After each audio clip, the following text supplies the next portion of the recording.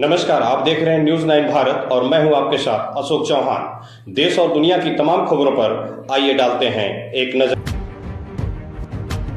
आजमगढ़ जनपद में उत्तर प्रदेश स्ववित्त पोषित महाविद्यालय एसोसिएशन ने अपनी मांगों को लेकर शुक्रवार को कुलपति के कार्यालय के समक्ष अनिश्चितकालीन धरना शुरू कर दिया।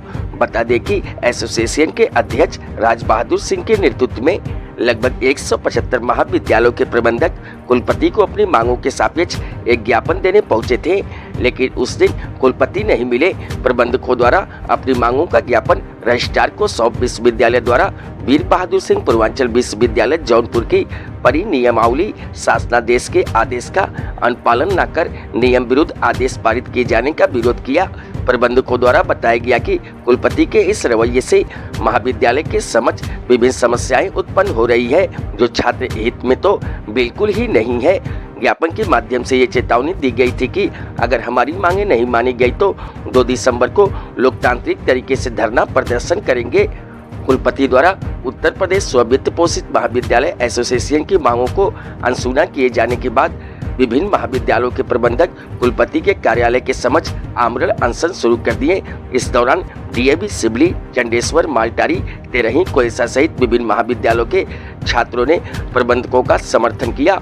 इस दौरान छात्रों ने कुलपति के खिलाफ जमकर नारेबाजी लगाई। माहौल गर्म होता देख विश्वविद्यालय प्रशासन द्वारा मौके पर पुलिस भी बुला ली गई। देर शाम प्रदर्शन स्थल पर आकर एडीएम प्रशासन, एसडीएम और कुलपति आकर प्रबंधकों से वार्ता किया। कुछ देर बाद एडीएम वहां से चले गए। एसडीएम और कुलपति के साथ प्रबंधकों की काफी देर तक वार्ता चली, लेकिन कुछ बिंदुओं पर सहमति बनी और कुछ बिंदुओं पर सहमति नहीं बन पाई। तालाबंदी और प्रदर्शन के मद्देनजर कुलपति ने कहा कि वह मामलों में साक्ष्यों के आधार पर छात्रों और प्रबंधकों पर कार्रवाई करेंगे। प्रबंधकों का आरोप है कि महाराजा सुहेलदेव राज्य विश्वविद्यालय आजमगढ़ के स्थापना के समय शासन द्वारा शासनादेश जारी किया गया था कि जब तक विश्वविद्यालय का स्वतः परिनियमावली नहीं बन जाती है, तब तक वीर बहादुर सिंह पूर्वांचल विश्वविद्यालय जौनपुर की परिनियमावली से कार्य किए जाने का आदेश दिया गया था। लेकिन कुलपति द्वारा मनमाने ढंग से बिना परिनियमावली के नियम विरुद्ध कार्यों का संपादन किया जा रहा है, जिसके चलते महाविद्यालयों को विभिन्न प्रकार की समस्याओं का सामना करना पड़ रहा है। इस दौरान राज बहादुर सिंह अध्यक्ष, संदीप त्रिपाठी, सूर्यभान यादव जिला अध्यक्ष मऊ, राजेंद्र यादव, विशाल यादव मोनू, हरीशचंद यादव, प्रमोद यादव, अजीत सिंह, अब्दुल्ला, देवनाथ यादव, अजय सिंह मिस्टर, उमाशंकर यादव, संजय राय, प्रभात रंजन सिंह, राजू सिंह, स्वतंत्र सिंह मुन्ना, नीरज राय, अवधेश यादव, रामकृष्ण यादव, सुशील कुमार सिंह, सुनील सिंह आदि लोग उपस्थित रहे। अपना परिचय दीजिएगा। मैं सूर्यभान यादव, स्ववित्त पोषित महाविद्यालय प्रबंधक एसोसिएशन जनपद मऊ का अध्यक्ष हूँ। आज जो हुआ है, कुलपति आए हैं, क्या निष्कर्ष निकला? किस माननीय कुलपति जी से 5 लोगों का प्रतिनिधिमंडल जाकर वार्ता किया है। माननीय जिलाधिकारी महोदय भी थे। वार्ता में कुलपति जी को हर बातों से अवगत कराया गया, लेकिन कोई बहुत संतोषजनक हल नहीं निकला है। कुछ पैसे महाविद्यालयों के विश्वविद्यालय में पड़े हुए थे, तो उन्होंने कहा है कि जल्दी भिजवाया जाएगा। और फीस के प्रकरण में फीस का मामला कोई विशेष नहीं सुलझा। सब लोग शासनादेश पे फीस के लिए मांग कर रहे थे, लेकिन ऐसी कोई। तो आगे क्या रणनीति रहेगी और क्या? अब रणनीति का ये है कि इनके पास पावर है, इनके पास व्यवस्था है, तो देखा जाएगा। हम लोग अपनी लड़ाई लोकतांत्रिक तरीके से लड़ते रहेंगे। ये महाविद्यालयों के हित के लिए लड़ेंगे, छात्र छात्राओं के हित के लिए लड़ेंगे, क्योंकि गरीब छात्र छात्राओं को ही हम लोग पढ़ाने का काम करते हैं। ग्रामीण अंचल से हम लोग बिलोंग करते हैं और गरीब किसानों के बच्चे बच्चियां ही पढ़ते हैं हम लोग कॉलेजों में। तो हम लोग तो प्रयास करेंगे कम से कम फीस लगे, जिससे गरीब छात्र छात्रा भी शिक्षा ले सकें, गरीब किसानों के लड़के भी पढ़कर एक ऊंचे स्थान पे जा सकें। तो हम लोग भरसक प्रयास करेंगे कि यहाँ से शासन तक जहाँ भी बात उठाया जाएगा कि भाई शासनादेश है तो उस शासनादेश का पालन होना चाहिए। अगर शासनादेश नहीं रहता तो हम लोग कोई बातें नहीं करते। भाई हम लोग तो शासन के अनुरूप ही चलते हैं। शासन से जो निर्देश होता है उस निर्देश के तहत चला जाता है। प्रबंधकों ने कुछ अपनी ये भी समस्या बताई है कि उनका परीक्षा संबंधित कुछ जो व्यय केंद्र व्यय होते हैं जो विश्वविद्यालय महाविद्यालयों को उपलब्ध कराता है वो उनको विश्वविद्यालय की तरफ से अभी उपलब्ध नहीं कराया गया है वो धनराशि। उसके लिए हमने स्पष्ट कर दिया है उनको कि जिन जिन महाविद्यालय का जितना पैसा बनता है वो अपने प्रत्यावेदन 15 दिन के अंतर्गत विश्वविद्यालय को दे दें और उससे अगले 15 दिन में विश्वविद्यालय उनके खाते में इलेक्ट्रॉनिक मीन से ट्रांसफ़र करा देगा।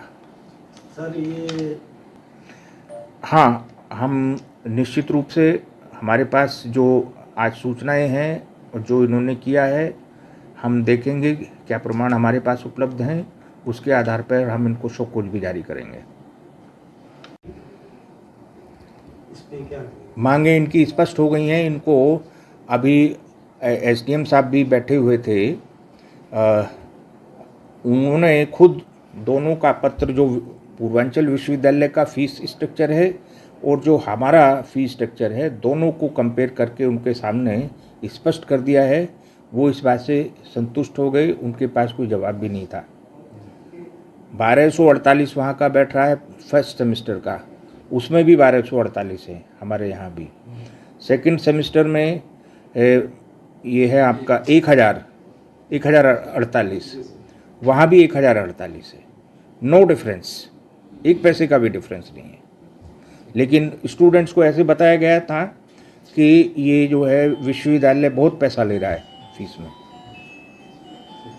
ही, और वो सूचना जो नोटिफिकेशन है विश्वविद्यालय की वेबसाइट पे भी डाला हुआ है और जो हमारा ऑफिशियल कॉलेजेस का व्हाट्सएप ग्रुप है उसमें भी उसको डाला है।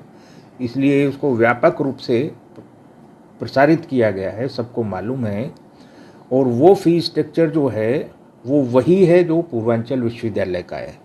और क्योंकि नया विश्वविद्यालय है, अभी इसका फर्स्ट स्टैट्यूट बना नहीं है, तो सरकार की तरफ से जो आदेश है, शासनादेश है, उसमें स्पष्ट रूप से कहा हुआ है कि जो महाराजा सुहेलदेव विश्वविद्यालय का जब तक प्रथम प्रणाली नहीं बन जाती है, फर्स्ट स्टैट्यूट नहीं बन जाता है, तब तक वहाँ पर पूर्वांचल विश्वविद्यालय का ही स्टैट्यूट लागू होगा, वहीं के ऑर्डिनेंसेस लागू होंगे।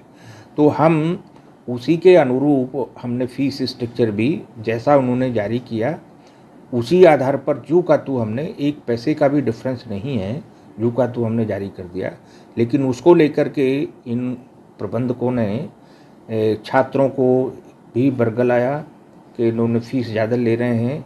आज छात्र भी लेकर आए काफ़ी, और ये बड़ा दुर्भाग्यपूर्ण है कि छात्रों को उकसाया गया और यहाँ भी स्टाफ के साथ गाली गलौज की गई, विश्वविद्यालय का कार्य बाधित किया गया प्रबंधकों द्वारा, और हमारे रजिस्ट्रार को, हमारे स्टाफ को इनके कक्षों का ताला लगा दिया गया और इनसे भी दुर्भावनापूर्ण तरीके से व्यवहार किया गया।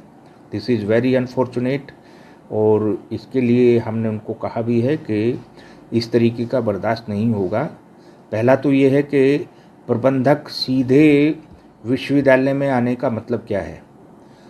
शैक्षणिक संस्थान हैं, शैक्षणिक संस्थान में जो महाविद्यालय होता है वहाँ प्राचार्य, वहाँ प्रशासनिक एकेडमिक का काम करता है, तो कोई भी इश्यूज़ होते हैं तो प्राचार्य आकर के रेज करते हैं।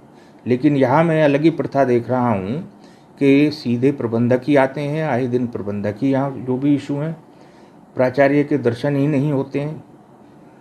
नहीं तो आप ये देखिए जितने भी विश्वविद्यालय हैं सभी, ये कोई भी मीटिंग होती है तो प्राचार्यों को बुलाते हैं, लेकिन यहाँ प्राचार्य नहीं, यहाँ तो प्रबंधक ही आते हैं। आज मैंने प्रबंधकों को स्पष्ट कर दिया है कि जो भी विश्वविद्यालय की मीटिंग होंगी उसमें अपने प्राचार्यों को भेजिए। कोई भी एकेडमिक इश्यूज़ हैं आपके महाविद्यालयों के, उसको मीटिंग में आकर के डिस्कस करिए। विश्वविद्यालय के साथ सहयोग करें, संबद्धता के जो मानक हैं उनका पालन करें। विश्वविद्यालय और मुख्य रूप से क्योंकि अभी मूल विश्वविद्यालय के ही रूल रेगुलेशन चल रहे हैं, तो उन्हीं रूल रेगुलेशंस का, अधिनियम का, परिनियम का और नियमों का पालन करें। यहाँ खबरों का सिलसिला कभी नहीं थमता। सिर्फ और सिर्फ बने रहिए न्यूज़ 9 भारत पर। अब चाहूंगा इजाजत। नमस्कार।